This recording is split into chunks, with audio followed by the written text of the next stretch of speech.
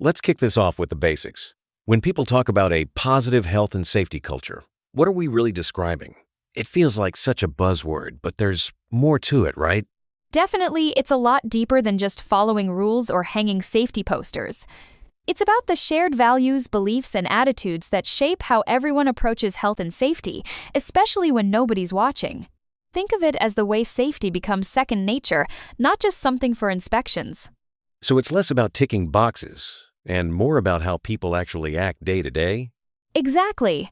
In a positive culture, health and safety is seen as simply part of doing the job well. People look out for each other, report hazards, and don't cut corners even under pressure. It really comes down to making safety a genuine core value. That leads me to wonder, how big of a difference does leadership actually make? I've seen places where management says safety matters, but it doesn't always feel real. Oh, leadership sets the entire tone. When managers walk the talk by showing up at safety meetings, investing in training, or even stopping work if conditions aren't safe, everyone notices. Their actions send a message much louder than any policy document ever could. Makes sense. But what about the role of regular employees? Is it just about following directions, or is there more involvement? There's so much more. When workers feel comfortable raising concerns, suggesting improvements, or reporting near misses without fear of blame, they actually help drive the culture forward.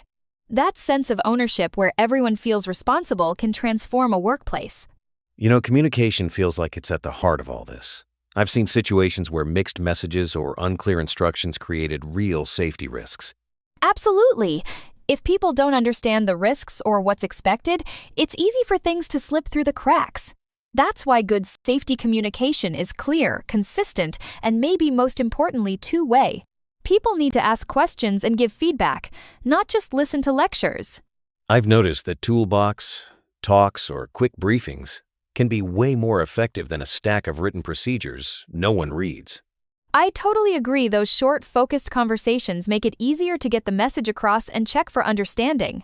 Plus, using multiple channels like signs, emails, even apps means you reach everyone regardless of their role or language skills. That actually reminds me, change isn't always welcome, especially when it comes to new safety procedures. Have you seen resistance in action? Oh, it happens all the time.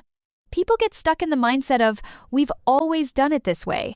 A real-world example is when a warehouse introduced a new lifting procedure. Some staff just kept lifting the old way at first. So how do you get people on board when they're hesitant or just unaware of the risks?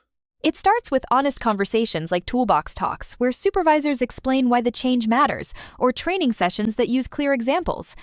Adjusting work schedules and offering hands-on support go a long way too. Over time, as people see the benefits like fewer injuries, they're more likely to embrace the new approach.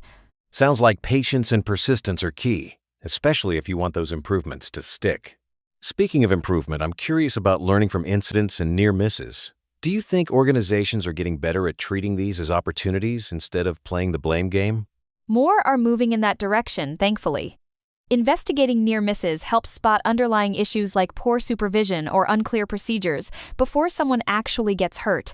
Take the example of a near slip in a factory. Reporting it led to better maintenance and daily checks, not just a finger-pointing session.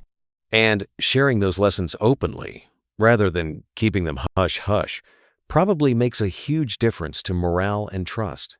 Exactly. When employees see that reporting leads to improvement, not punishment, they're way more likely to speak up. That openness fuels continuous improvement and keeps everyone safer.